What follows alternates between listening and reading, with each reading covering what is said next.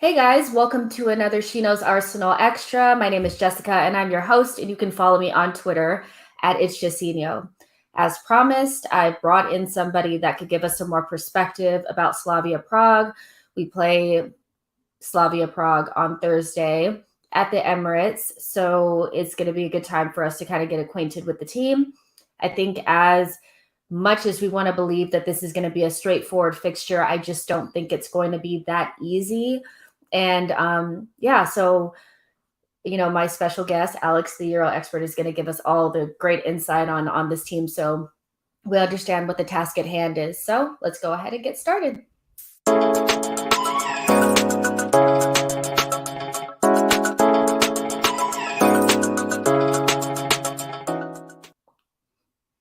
All right, guys. All right. So in the chat box, if you're here watching, say hello to Alex, the Euro expert. How are you doing today?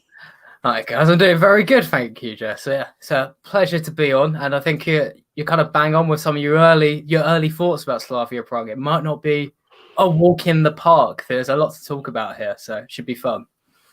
I was just looking at their game against Leicester just to get an idea of how they play, what kind of team they are. And I instantly thought this could be a really difficult game for us. I don't think it's going to be that straightforward. And this clear path that I think a lot of Arsenal fans feel like there is to the Europa League final is really a myth.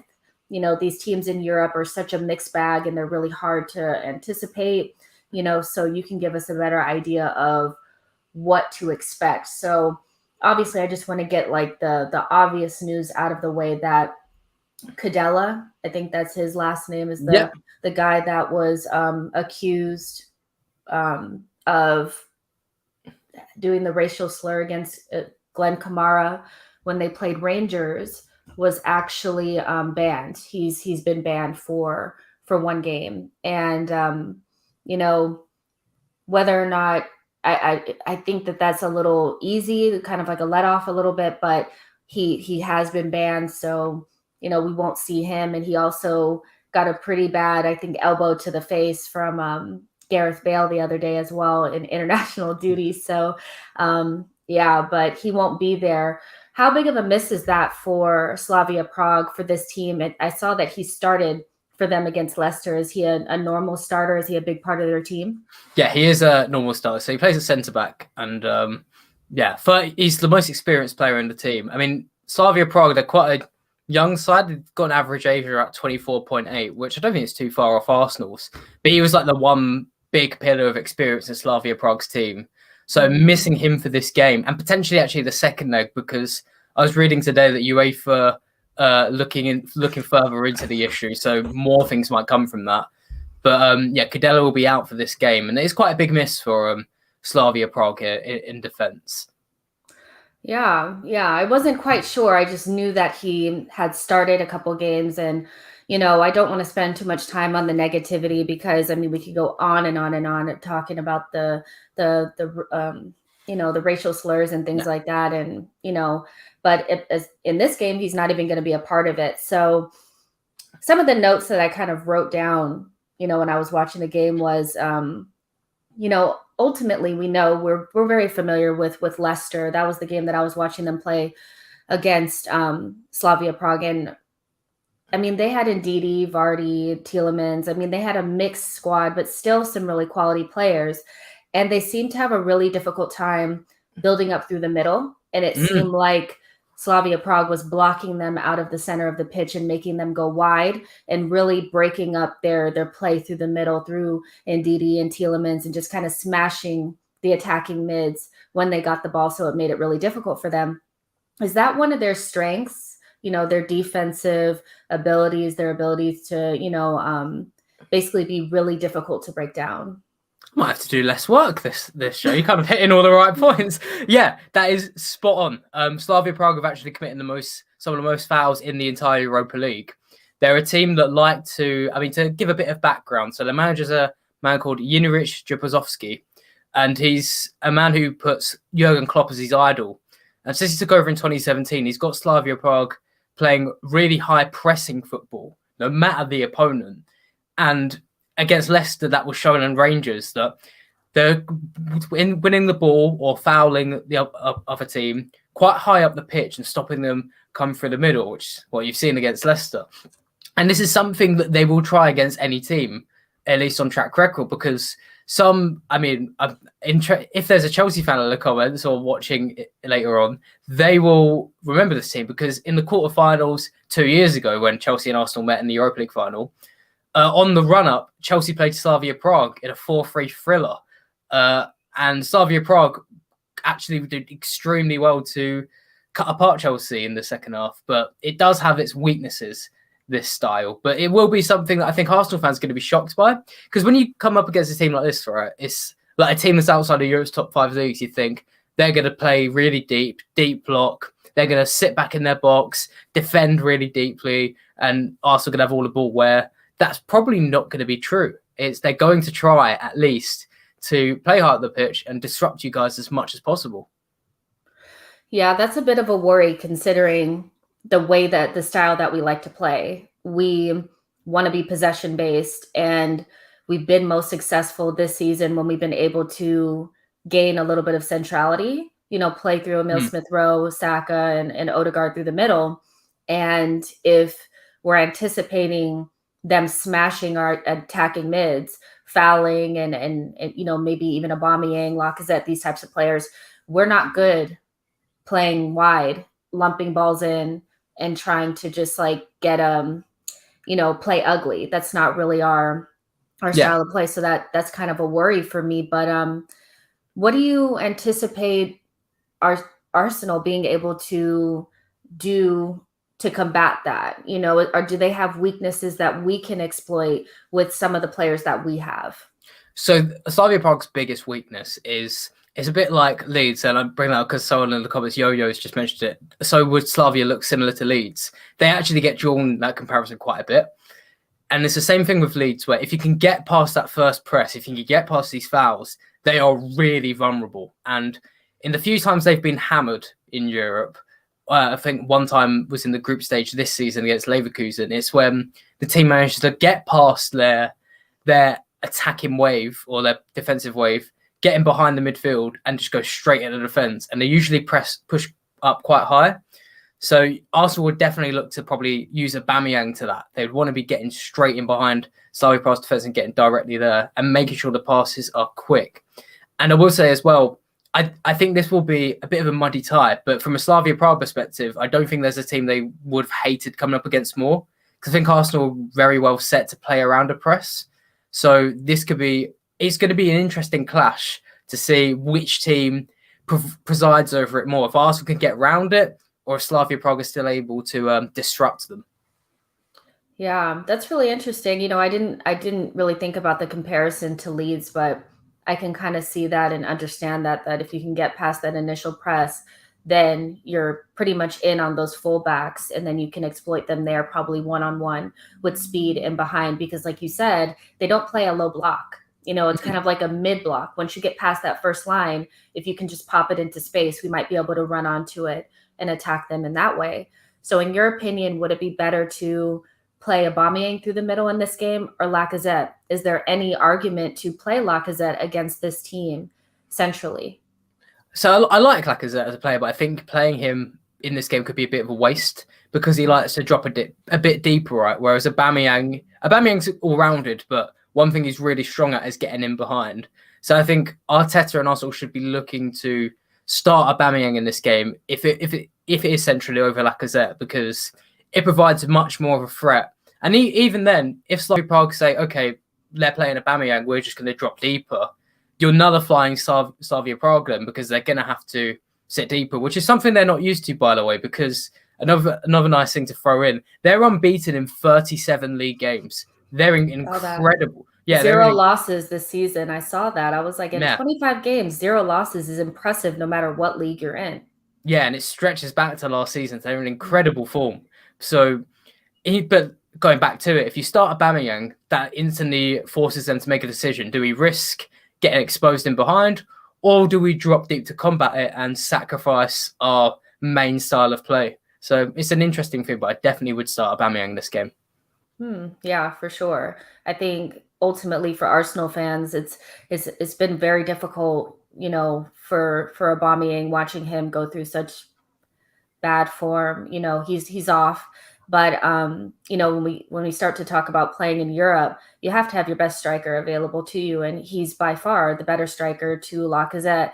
So I anticipate Arteta starting Aubameyang until he can't start him anymore, because without him, I don't see us getting that far in this competition. He's that important to the squad, in or out of form, in my opinion. So yeah, we also have some pretty bad injuries. I don't know if you've heard, but Kieran Tierney will be out, and David Luiz as well. Do you anticipate, us having to make those types of changes to be something that Slavia Prague will try to take advantage of? There's a huge difference between David Luiz and Rob Holding, and Cedric being a right-footed left back, and Kieran Tierney being one of our best players. I think David Luiz, they won't be worried about. Well, I don't think that affects it too much. But Kieran Tierney is one, because I'm sure we'll get him into it a bit later. But Slavia Prague's undoubtable best player is Abdallah Sima, who plays at right wing. And Tierney would have been a really good foil to him, and probably would have nullified their best outlet. But with Tierney out, that means Slavia Prague's best player could have a really strong game. But on the note of injuries as well, you'll probably know a bit more than me, but I was looking, it seems Smith Rowe and Saka are doubtful. It's not 100% if they'll play or not. I think those two will be crucial if they are in or out, because they'll help Arsenal play really quick, right? Play a bit more direct. And if those guys are out, then it could hinder Arsenal's chances at counter-attacking. But if they're in, that's a big bonus to Arsenal. Yeah, that's a really good point, because against Liverpool, what was the biggest struggle is that we didn't have space and we didn't have time on the ball. And certain people in our squad, in particular, like Pepe, Ceballos, they need more time and space on the ball to be able to create and do the things that they want to do. And Saka and Emile Smith-Rowe are technically better than them. They can play in small, tight spaces. They can also play in space, but they also draw fouls. So if you're saying that, Slavia Prague is going to be trying to smash our attacking mids, so that they can foul them and disrupt rhythm, those are the type of players that will get those fouls and things like that. And will continue to fight, even though it's going to be what I anticipate a physical, task, against us. So we're hoping that they'll be back, but there's no real guarantee. They both have some difficult injuries. How did, just from a neutral perspective, what are your thoughts on Arsenal being so reliant upon young players, to make things happen for a team that, has so much, perceived talent with more senior players, I don't think I think it's a nice point, actually. I don't think it's too alien, as I get with Arsenal. I think even the past few years, your fans have been very frustrated, and rightly so, because on paper you do have an incredibly talented squad. It feels like they're not always out there every single time. Like it's a bit inconsistent, and the young players feel like your best players this season, especially Saka. But it's not too alien, especially under Arteta, who, like, regardless if you're a fan of him or not, he's inexperienced. So, and from what we've seen before, inexperienced managers don't tend to get the best out of senior players all the time. You've seen that with Lampard, and you're seeing that with Pirlo at Juventus. And also, just another nice thing to put on, teams like Leipzig and Salzburg, the orchestrator of that, Ralf Rangnick, he thinks that he suggests, and those German coaches suggest, that young players are far more important than the older players. And their recommendation for these clubs is to rejuvenate your squad every year with a set of young players, because it gets the best out of your team, because it's hard to get that energy out of senior players. So it's not too much of a worry from Arsenal. And the good thing is the young players are very talented. It's not as if it's just the benefit of being young in a team which isn't always performing. Smith Rowe and Saka especially are genuinely great players. So it helps you've got those guys.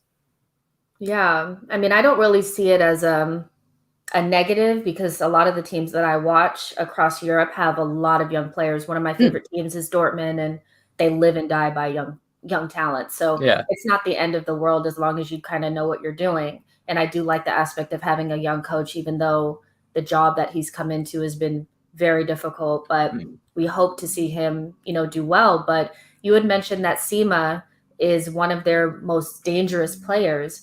Would it be smart for Arsenal to, counteract that with maybe Saka playing left wing back, to fill in for Tierney, instead of Cedric? That's been suggested as kind of like the fix to the Tierney issue. It's interesting because with Sima, he is technically a right winger, and for anyone who doesn't know, Slavia Prague tend to play like a 4-1-4-1, so a bit more of a reserve 4-3-3. But Sima on the right, he tends to come inside a lot. He's not a typical winger, he's left-footed, and potentially you could have Saka there, but you'd probably want him further forward. And I think the best way to combat him would be to play a centre midfielder sort of to cover the space Sima would drive into. So like a left defensive midfielder. So Xhaka, essentially. Yeah, to watch that space to make sure. Because Sima as well, like looking at his goal contribution in the Czech League, I'm not going to talk too much about Slavia Prague in the Czech League because like one, there's not many statistics, and two, it's a little irrelevant to the Europa League. But Sima has, and his first season in professional football, he has 16 goal contributions in 18 games, which is really good, especially in Eastern Europe, where it's generally quite physical leagues. And in the Europa League, he's got, I think, 2 goals already, and one of them was a great goal against Leicester. So he's definitely someone that Xhaka would need to make sure stops coming inside and stops causing issues. That's interesting. So talk to me a little bit more about Sima and what you think the future is for this player, because I usually don't start hearing about players like this until they could potentially get a move or people are looking at them. Is he a young player that other teams, from maybe the Premier League or the Bundesliga or something like that would be interested in maybe acquiring over the summer? I think absolutely. I mean, it's somewhat hard to measure from the Premier League perspective because West Ham were heavily linked to this player. But that might also just be a product of the fact West Ham have bought Thomas Tuchel and Thomas Souček from Slavia Prague too. So it was a little like their fans just saying, let's shop player again and see who their best player is. But at the same time, he has been linked to teams across Europe. Not anyone too majorly apart from West Ham. But he is 19 years old, to give a bit more background. 19 years old, Senegalese player. And in his first season of professional football, he doesn't really look that young. He's 6'3", and he's very strong on the ball and very confident. If anyone's seen the goal he scored against Leicester, it was a really powerful shot from quite far range where it wasn't anticipated to take the shot. He kind of gave himself half a yard of space before powering off. So he is someone that I think will definitely get a bigger move in the future. Maybe not to a Premier League club straight away, but it looks like a stepping stone is next. Maybe someone in Germany or France. And it'd be interesting to see what he does from there. But so far, the signs are really good from Sima. Yeah, that's a player that we're going to have to watch. Not, he may not be somebody that would be looking for to play for Arsenal, but definitely in terms of this tie, I mean, we have to look for all of their danger men. It seems like they're really good on the counterattack. They're going to be physical. They're not going to let us play through the middle. So we need to be passing quickly, playing into space and behind. So yeah, I think it's going to be a really difficult game or difficult tie, but I think we should come out on top. Like if you could give your prediction of how this will go, what is your honest prediction of our chances of getting through this tie, getting to the next round? I think despite the positives of Slavia Prague, I think Arsenal will go through because this tie is definitely going to be surprising, especially this first game, because there's going to be a lot of Arsenal fans who aren't tuned into the stream and Arsenal fans who are hearing the name Slavia Prague and don't even realise what country it's from and just assume they're going to be a defensive team full of minnows when they're going to come and play Arsenal and they are going to attempt to play like a top Premier League side and meet them high up the pitch probably.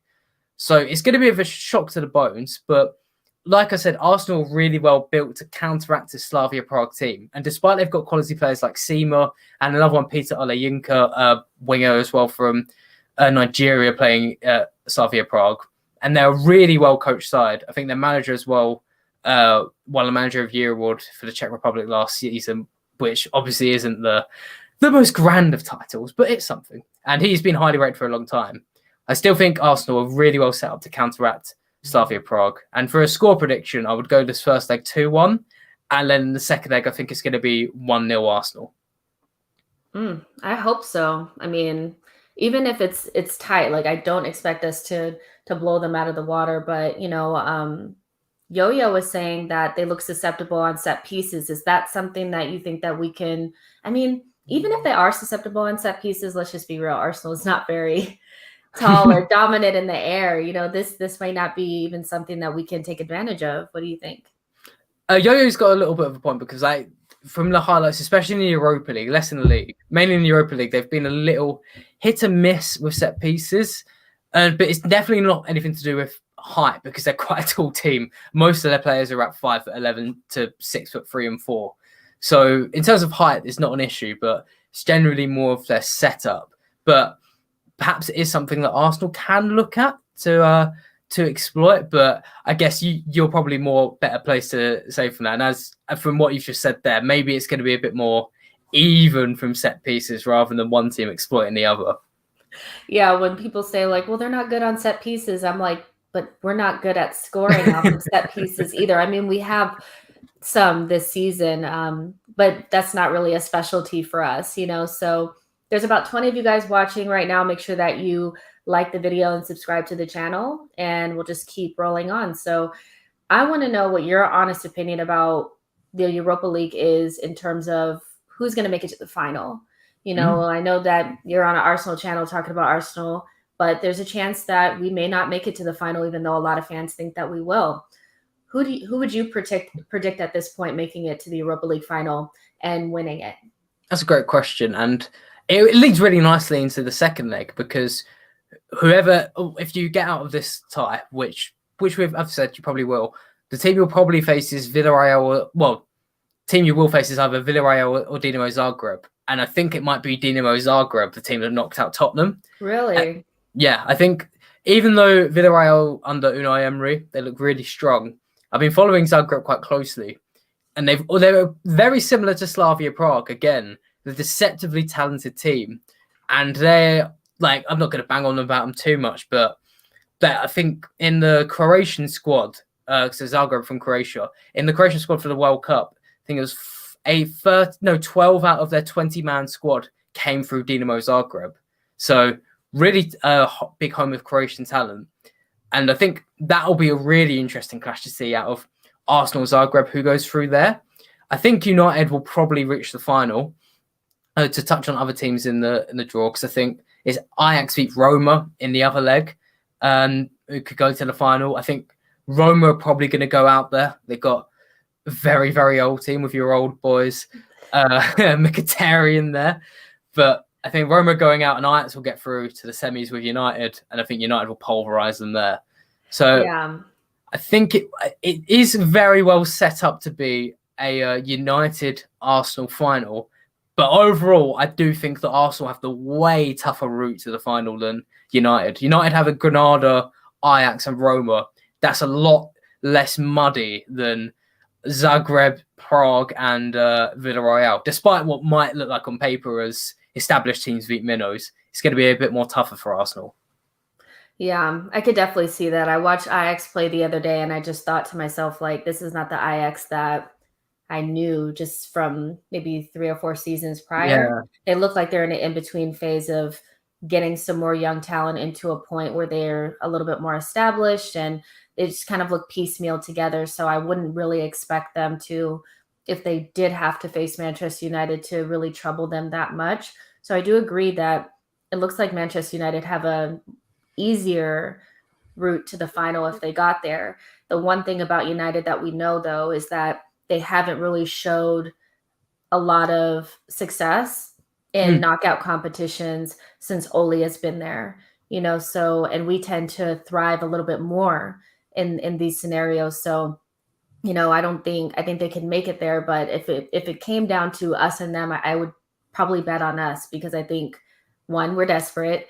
We need it more than they do. And 2, they're just not as good in knockout competitions as good as they are. They also haven't beat us since Arteta's been manager, which is strange. I think we're kind of like their bogey team. They actually haven't scored on us either. It's really odd.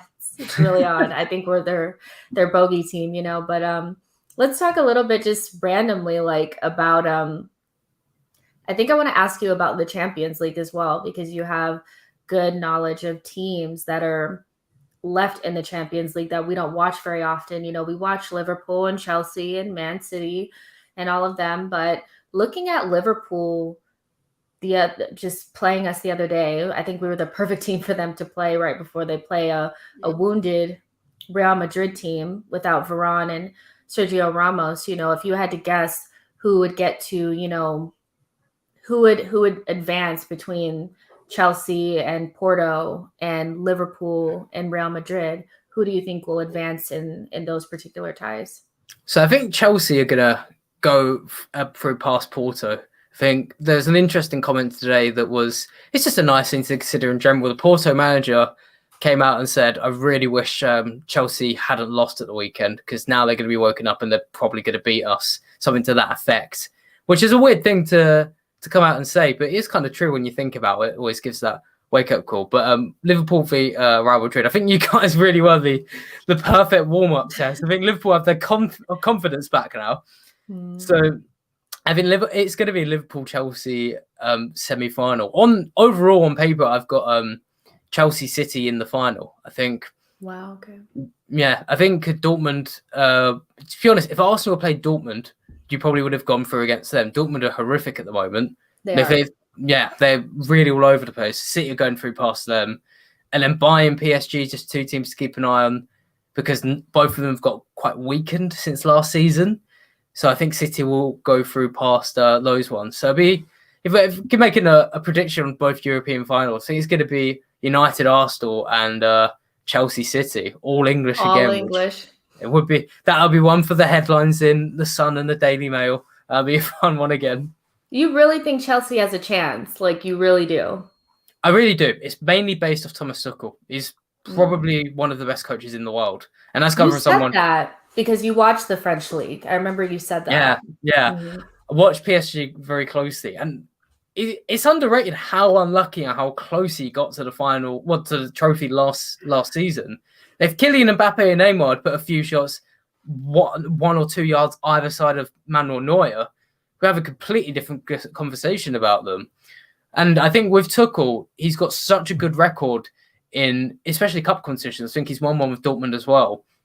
That I really back Tuchel to have a strong finish with Chelsea, and I think Chelsea are nailed on top 4 next season. I guess there's a caveat to going back to Arsenal, because I've seen a lot of Arsenal fans. It is an easy thing to retweet, I guess, but them say, look at Chelsea, they replaced Frank Lampard and they've got their manager in. I personally quite like Arteta, and I like what he's doing at Arsenal. But what do you think about that idea? If there was like a manager like Tuchel on the market, would you quotes upgrade from Arteta to him without thinking? I mean, that was an option. I think in December, he was out of the job, but we were doing really poorly before we played Chelsea on Boxing Day. So I think that the club may have looked at it, but ultimately, because, as much as I know a lot of Arsenal fans want us to be more ruthless, the Arsenal way has always been something that's set in stone for a long time, way before Emery and Arteta. We just don't sack managers. I mean, we could have gotten rid of Arsene probably 10 years prior to when we actually he left, so that's just not the Arsenal way. And I think, it may not be the Chelsea way, but it's still a way that you can win trophies. Klopp took a while to get things rolling at Liverpool. Obviously, it's a different scenario because he's world-class manager, and they it's different, but their self-sustaining model, they took time. They didn't just buy a bunch of players, and they built something over time. So I wouldn't just throw Arteta, I just wouldn't throw him away to make just an upgrade for a manager that I don't think is the right fit. I think Arteta, besides the fact that he's a novice, he's going to make newbie mistakes, I think he's the right fit. I'm just not sure whether the project is too big for the results to catch up to the progress that we see. There's definitely progress there, but the results are not adding up. And we know why they're not adding up, because we're not far enough along. But ultimately, the results need to catch up at a certain point, because there's benchmarks that you need to make. You know, he may not qualify for Europe through the league. If we don't win Europa League, I think the fire is going to be turned up on him, because for me, I think the Kroenkes would rather us look at the manager than look at him. And it'll come down to whether they back him or not. If they don't back him, they'll sack him. And if they do back him and he doesn't look like he's going to make it into the top 4, or at least be challenging for it next season, I think he'll be gone. So would I just make an upgrade? Not before we really see if he can turn the results around. I think it's too soon, you know, but I think you can win and be a good club doing things the Chelsea way and doing things our way. You know, you just have to wait it out. Yeah. You know? Yeah, I like that. I think as well with Arsenal, they're in the perfect spot where it's not as if they're falling apart, but they're not having to rely on Champions League football every year. So I think Arteta's in a good spot where he can learn, but also he's achieving good enough results. I was going to say as well, because obviously with Arsenal as well, so there was a couple of players linked to you, and it links pretty well with a question from Yo-Yo in the comments. What are the opinions on Monaco and Lille's title challenges? Now I'm not going to bang on about Ligue 1 on an Arsenal show, obviously. Although the personal opinion is I want Lille to win that title massively. There's a couple of players from Lille that were heavily linked to Arsenal. You might know the names, I guess. Yusuf Yazici, he was really linked in January, wasn't he? He was really linked, yeah. He's I like the player. I wasn't sure. I think now seeing Odegaard, I think that was the right fit for us at the moment. But I do like that he kind of plays like a second striker off the right-hand side, left-footed, very goal-oriented, wants to get goals, which is something that we lack. So, and he's still young. I think he's like 23, 24 years old. I do like that player a lot. And I like Samare as well from Lille. You know, Lille has good players, and even Pepe is a good player. I just think we paid too much for him. Yeah. You know, so have you watched any of Saliba? I've watched a little bit. Nice are having a bit of a really dreadful season, to be honest. I mean, it's sad because you're a former Arsenal club legend, and it's lovely how everything's linking back to Arsenal. Former Arsenal club legend Patrice Vieira, he struggled at Nice. He got a big rebuild in the summer, and I think in a similar way to Frank Lampard had it. He got a lot of players I don't think he was equipped to quickly implement into the side. But Saliba coming back's actually helped them have a bit of a renaissance. They've Nice have kind of gone from really abysmal form near relegation to battling for the top end of the table again. And Saliba's been a big part for that. Really strong in defence. It's just crazy how the treatment was of him at Arsenal, at least from an outside perspective. Before you mentioned that, I was just going to say as well, an open secret in France, at least in my perspective. You mentioned Boubakary Soumaré. I think whoever buys him is getting ripped off quite a bit. He's decent. Don't get me wrong. He's not a bad player. And in fact, he had a great game against PSG. But Lille need to sell players. And Soumaré is getting quoted at like £40 million. Yeah. Sorry, go on. I was just going to say, I remember when they were trying to move him on, like maybe a year ago. And there was a rumor, I'm not sure if it's true or not, but he had called St. Maximin from Newcastle, because that's who they were trying to sell him to, for like 35 million or some astronomical number. And they spoke about it, and Soumaré didn't necessarily want the move, even though Newcastle was really interested in getting him. And ever since then, he's been kind of on the outs because he's not really taking the moves that they want him to take. They really want to make a lot of money off of him, but he's not worth 35 million or anything near that. He's a 20-year-old kid, uncapped by the national team. Like he doesn't start every single game for Lille either, I don't think, you know. So yeah, that's really interesting point, that anybody that wanted him would be getting ripped off, you know.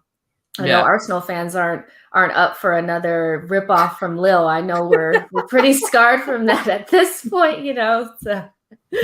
So yeah. But here's a question from Yo-Yo. Obviously, we talked about this a little bit backstage, but you want to just let everybody know about, you know, who you support or do not support. The elephant in the room, of course, always. Hi Yo-Yo. I'm a neutral. I don't support any team. I like to stay unbiased and just studying different European teams. In fact, whenever I want to stream, whether it's Arsenal, Chelsea, or whatever, and it's talking about a player, manager, or team, you can bet I've got a 3,000-word document on that team. In this case, Slavia Prague.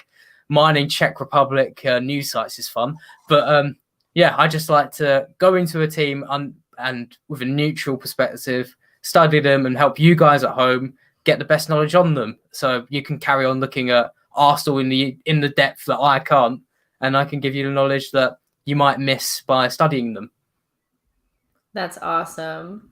So I do want to ask you a little bit about, recruitment for Arsenal, and if we can do a quick scouting report, just really quickly on if from your knowledge of Europe, are there any players that you think Arsenal could look at? We've already kind of spoken about Samari, and you said Saliba's doing well, but we need a right back, we need a central midfielder, and maybe another forward if we sell Pepe. Are there any players that you can think of off the top of your head that might be a good fit for Arsenal? Maybe something under the radar? Yeah, this is where I live for. Actually, it's perfect. I'd say straight away forward. Someone who could be available this summer, quite cheap. It's a lot closer to home, but is Malassar from Watford. If you sell Pepe, Sarr would barely be a downgrade on Nicolas Pepe, and I think he's 23 now, and he's did really well in the Premier League. The only reason he didn't get a move to United was because he was priced out of it. But if Watford don't get promoted, then Arsenal should look at his Malassar. He'd be quality. He basically do what Pepe does without the pressure of a massive price tag and massive expectations. Mm-hmm. So Malassar is definitely one. Central midfielder, that's an interesting one. Are we talking attacking or a bit more defensive? A bit more defensive, somebody to upgrade maybe on Granit Xhaka or give us a little bit more athleticism. Arsenal fans really love Bissouma, but, Bissouma is going to be 40-something million, plus, because he came from Lille. They bought him for like 20. They're going to want to double it from Brighton, anybody who wants him. So are there any other options that maybe we could look at? Yeah, there's definitely a few. I think one easy one would be Locatelli from Sassuolo in Italy. Serie A isn't particularly rich with money. I mean, Mo Salah moved to Liverpool for like 30 million, and the market's kind of got back to that level. Locatelli's a really athletic player, but he offers the passing range of Xhaka, and he's not been signed to go anywhere yet. So he should be a player that Arsenal, I think, could really use, because he can kind of do the sort of thing as Jorginho, where he can control the pace of the game. And like when Arsenal are dominating or 1-0 up, he can slow it down or speed up when need be. But he's also really active in defence, kind of like the Torreira levels, but a bit more consistent. So if Locatelli was to come in, that would be great. And right back as the final one. With right back with Arsenal, I think in the Premier League as well, you need a right back who's very strong attacking, but he's not going to leave you defensively open. You don't want a Marcus Alonso, but you don't want like 1921 Basaka, where it felt like he couldn't cross a ball. So from right back, there's one would be an interesting one would be from Wolfsburg, would be Kevin Mbappé. And he's interesting because he moved to Newcastle before on loan and never got played. But he's kind of a bit part player at Wolfsburg, but he's got some good attacking numbers. I wish I had some. I think he got like 5 or 6 assists last season, and he'd be someone who could step into Arsenal and probably do a good job. But if Bellerin was to go as well, another one is Manchester City loanee Pedro Porro, who's on loan at unbeaten Sporting in Portugal. He's someone that City might not bring back because City are terrible at getting players on loan back into their team. And I think he's 19 years old or 20, and he's already been called up to the Spanish national team. So he's got the big game he's got the big name pull. And I think Arsenal could definitely get him off City for a cheap fee. And at first, he wouldn't be too much of a downgrade on Bellerin. And all the signs say he's going to grow to be a really, really good player. So that's another one to keep an eye out for. Are Arsenal fans like pie in the sky with this whole Hakimi thing? We're being linked. Does that seem realistic to you? I mean, it just seems a little out there, for me. I get what you mean. I think it's twofold. Can Arsenal get Hakimi out of Inter? That's a question. And the answer is yes, because Inter are in a financial mess at the moment. And it looks like they already need to sell. In fact, they were meant to pay quite a large transfer installment for Hakimi, and they've not done it to Real Madrid. So they're effectively owing money to Madrid, and that's why the Hakimi rumours are popping up. The other answer to it is, are Arsenal going to beat the rest of Europe to arguably the best right back in the world? That's a trickier answer because there's a lot of teams that can do with right back, mainly Bayern Munich. They've got a massive hole at right back, way more than Arsenal. At least Arsenal have got a functional right back. Bayern haven't. It's the only thing. I do actually think, I wouldn't be too downhearted on it. I think Arsenal could get Hakimi, but it's whether they get beaten to it by another team. They'll have to get their pitching. They have to get their pitching quite well to try and get Hakimi in and convince him that Arsenal's the right club to go to. I think that's what it's going to be this summer, is going to be pitching the project over, of course, I think for certain players that are high quality players that may be kind of out of our range just a little bit, we may have to make some financial concessions to get them here. That's not out of the realm of possibility. Sometimes you have to pay a little bit more to get what you really want. But I think selling the dream is going to be the first thing that Arteta is going to have to do. He did a really good job of it for Gabriel, who was, highly rated out of Lille last season. Did it with Thomas as well. Convinced certain players to come. So I think that's what it's going to be for us this summer. Because if we're outside of Europe, basically what you're pitching is it's only going to be for one season. We're building something. Hold tight. We're going to do it. So I don't think it's totally out of the realm of possibility, but I think what you said was really important, is that there's going to be other teams looking at this player, so can we convince him to come to a team where maybe the results aren't that great, but maybe we can pitch him where we're trying to go, so this is an interesting question. You guys, if you have questions for Alex, go ahead and put them in the chat box. Just make it obvious that it's a question so I don't miss it. But this is I can't wait to hear what you have to say about this.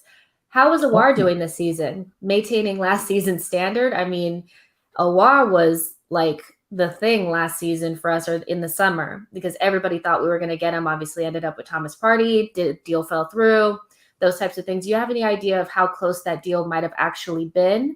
And what is the update on him now this season? He's seemingly not making a lot of headlines these days. It was a really close deal. In fact, Aouar and Depay, I'm pretty certain they were both meant to leave Lyon last summer. And what happened was their president, Jean-Michel Aulas, I'm pretty certain he set a deadline and said, you have to move them by this date. The deadline passed and he stuck to his guts and said, no, these guys aren't leaving Lyon. But honestly, I think you dodged a bullet a little bit. Not to say Aouar's a bad player, very decent player, very talented player, but I would rather have taken Partey and Odegaard, because effectively you have two players who do what Aouar does and a lot more. Aouar's really good at getting the ball from deep, pushing it forward, and then has the vision to execute a pass. And what he is a very, very strong dribbler. However, I would much rather save that money for Odegaard, who's a lot better in the final third. And for context of Aouar, he hasn't played an awful lot this season at Lyon. Now, Lyon are having a good season. They're challenging for the title. They're starting to fall off a little bit. But Aouar hasn't been used too much less than you would expect. In fact, there's been a few disciplinary issues as well. There's a thing where earlier in the season, he had a bit of a falling out of the coach, and he was asked to warm up after a game he didn't play. Well, warm down after a game he didn't play. And so he got in his car and left the stadium, and he was disciplined for that. But yeah, I think Arsenal, it was really weird. It came out of absolutely nowhere, I felt. All these rumours are Aouar to Arsenal, but credit to them for getting Thomas Partey in, because I think that was a much smarter use of Arsenal's money. Yeah, I think that's the thing about Aouar. Like, for me, it's at this point with Arsenal, because we don't have an abundance of funds. We're not Manchester City, Chelsea. We can't just buy $40 million players. If it doesn't work, then you just chuck them to the side and buy somebody else. So every single purchase that you make has to make sense. And you have to think about the player holistically and in totality. It can't just be about it fits, the financially it fits and it fits the profile of player. It's also about their mentality, where they are in their in their development and things like that. Where's their mindset at? And for a team that has a captain right now that can't even show up on time to a North London derby, and it has disciplinary issues of their own, where we're always talking about the ill discipline of Arsenal, the fact that we're getting so many red cards and we don't really seem like we're together, and those types of things. I think we may have dodged a bullet, not really just based on Aouar and the type of player he is. I'm sure he could have added some sort of quality, but in terms of his mindset, I think this was probably what was best. I like the way Odegaard is. I know it took 4 or 5 months for him to get here, and we suffered without having a 10 or a creative player or just, a more attacking minded player. But I think it was worth it because he has the right mindset, and we have to start looking at players in like holistically. I think about Pepe with that as well. I think good player, struggling to adapt to the Premier League, not really the mentality that we probably needed. Nice guy, probably. I'm not saying he's a bad guy, but probably just wasn't the right player, for Arsenal, because we're in a rebuild. Yeah. It takes tough players to be a part of a rebuild and a really big team that gets criticized a lot. So yeah. I don't know. Let's see.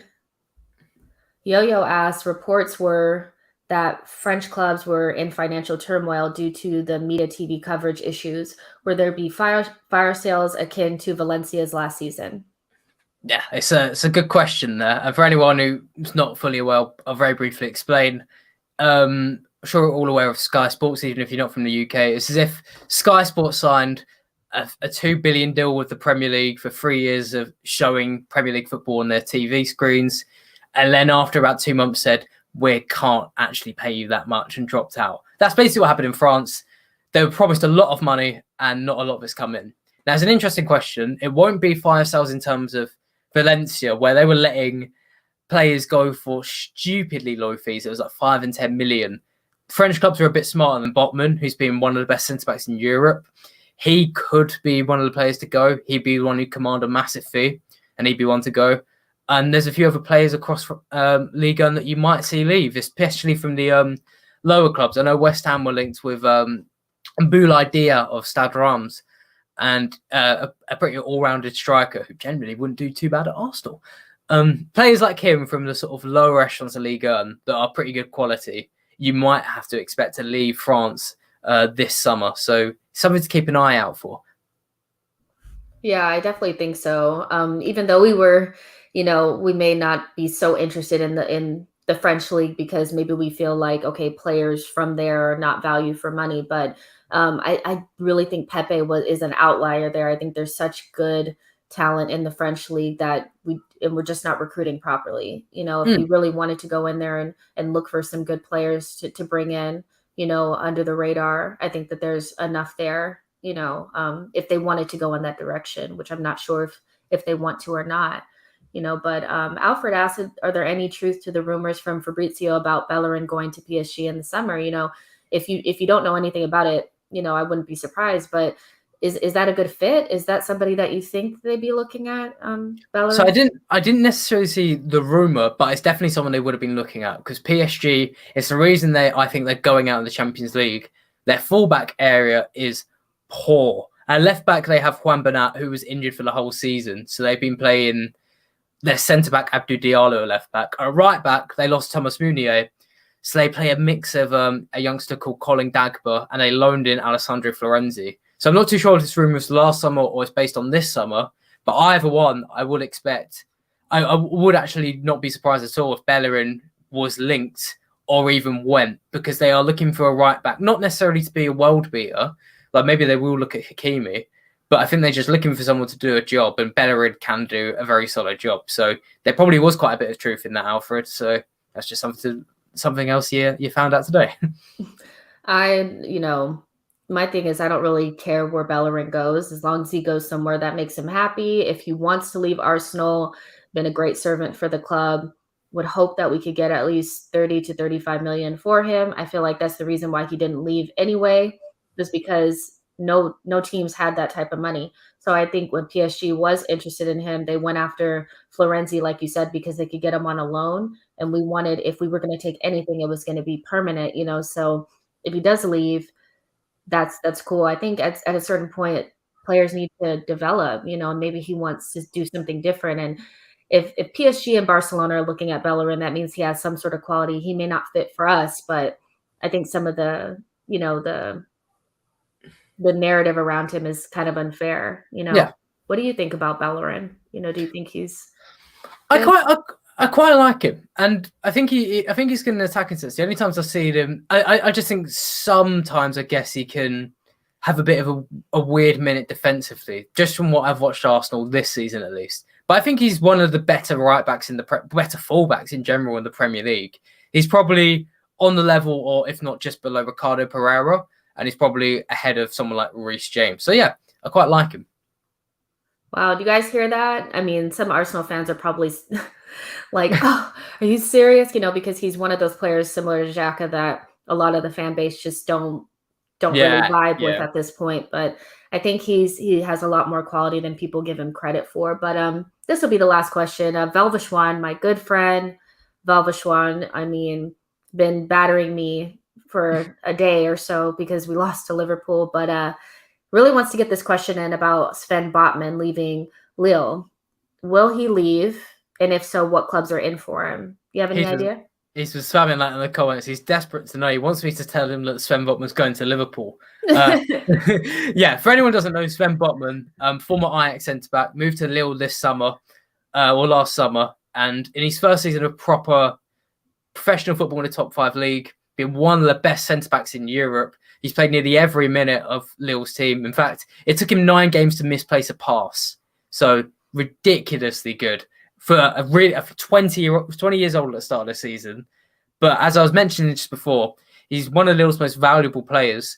And if they're going to look to bring in lots of money, Botman will probably be the one. And it's also the sort of thing where clubs look at their most valuable players and go, will he get more valuable or less valuable next season? And Botman, it's hard to predict he will have just as good as a performance next season as he has this season. Like De Ligt when he moved from Ajax. After he left Ajax in his first season at Juventus, he wasn't as stoic as he had been in the Champions League run.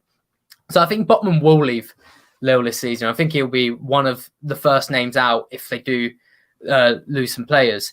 And as for what clubs get him, it's hard to tell because I don't think every club's out there looking for it feels like no club's out there looking number 1 priority for a centre-back. It almost feels like second priority. Like I wouldn't be surprised if Arsenal went for one to replace David Luiz. I wouldn't be surprised if Chelsea went for one because they always want a centre-back. Same with United. Oh, we want someone over Lindelof. Or City, I don't know. Or even Liverpool as Velvishman supports. I think he would be looking to go to a Premier League team. He's well suited to it. He's quite physical. It's hard to say which one. All the rumours did say Liverpool, but I think you've got so many centre-backs in now, man, that I don't see Liverpool getting another defender in. So Belvishwan just wants everybody to say that their favorite player or somebody from the team that they support is going to end up at Liverpool at some point. And he's definitely laughing as well. Saka is going to Liverpool. Odegaard's going to Liverpool. Everybody's going to Liverpool, according to Belvishwan. But yeah, Seawalder is asking, saying that you're a really decent guest. Obviously, you've been brilliant. So where can people find more from you? Really appreciate that, Wilder. You can find more from me at Twitter at EuroExpert_. Unfortunately, someone's got the whole at EuroExpert app, but one day I'm taking it off of him. One day. But yeah, you can find more from me there, and any other questions you have for me, happy to answer. You guys, if you want to find more or follow Alex on Twitter and all that kind of stuff, all of his stuff is going to be in the description box, so you can find it there. But he told you where to find him. It's all over my Twitter page as well, so just find him there. And yeah, Alex, thank you so much for being a guest. This has been awesome. A lot of Arsenal fans have been asking about Slavia Prague, what to expect, and you did a really good job summarizing it for us. So thank you so much for being a guest on the show. Thank you. It's been a pleasure. Absolute pleasure. Thank you very much for having me on. All right, you guys, that is it. You can follow me on Twitter at @It'sJacinho, and I'll see you guys tomorrow at the same time at 7 p.m. UK time with Dr. Raj. Hopefully we'll have more information about Kieran Tierney. We'll talk about David Luiz and basically our injury crisis at Arsenal right now. So yeah, I'll see you guys then. Bye, guys.